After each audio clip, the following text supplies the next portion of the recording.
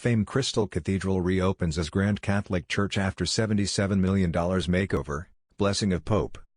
The famed Crystal Cathedral in California, which was touted as the largest all-glass structure in the world when it was officially opened in 1980, was rededicated Wednesday by the Diocese of Orange after a $77 million makeover and the blessing of Bishop Kevin Vann and Pope Francis. The Holy Father prays that the cathedral may serve as a tangible sign of our Lord Jesus Christ's presence in your midst, and help to deepen your missionary witness to the broader community, and so lead all souls to an experience of His abiding mercy and divine life. In this way, you will be like living stones, built into a spiritual house, to be a holy priesthood, to offer spiritual sacrifices acceptable to God through Jesus Christ. LPET 225, the Pope said in a message sent to Vann and the leaders of the diocese. The Diocese of Orange noted in a statement posted on Facebook, "Today we celebrated the dedication of Christ Cathedral. It was a historic day for the Catholic community in Orange County and beyond. We are grateful to Bishop Vann for shepherding us to this exciting new chapter." Vann delivered the first Mass and dedication ceremony. Originally commissioned by late televangelist Reverend Robert H. Schuller, the founder of the Crystal Cathedral Ministries, the building had served as the backdrop of the world's longest-running evangelistic television program in the world, Hour of Power.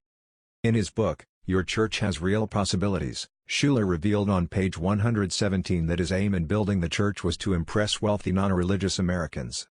"We are trying to make a big, beautiful impression upon the affluent non-religious American who is riding by on this busy freeway.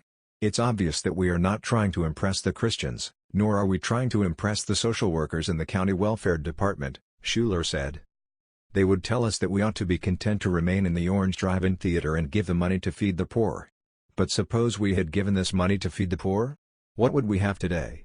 We would still have hungry, poor people, and God would not have this tremendous space of operations which He is using to inspire people to become more successful, more affluent, more generous, more genuinely unselfish in their giving of themselves," he said.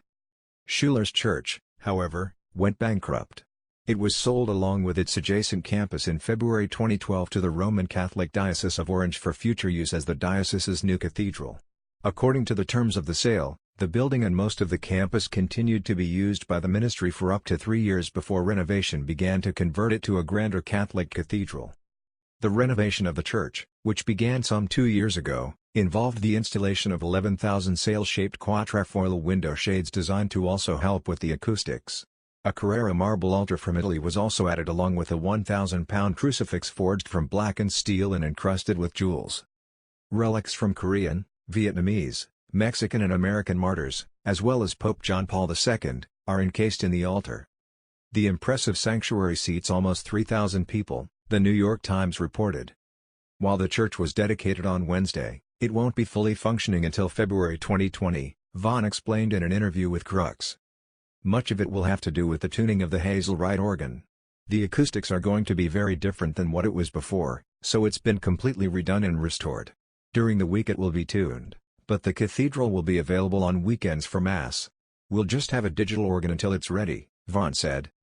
Vann said he wants the revived cathedral to reflect the presence of God. "I would hope that when people see that steeple they will think, God is here. And He's drawing us toward Himself and one another through the ministry and presence of Christ Cathedral, and the presence of God is growing," Vann told Crux. "I would have never imagined this.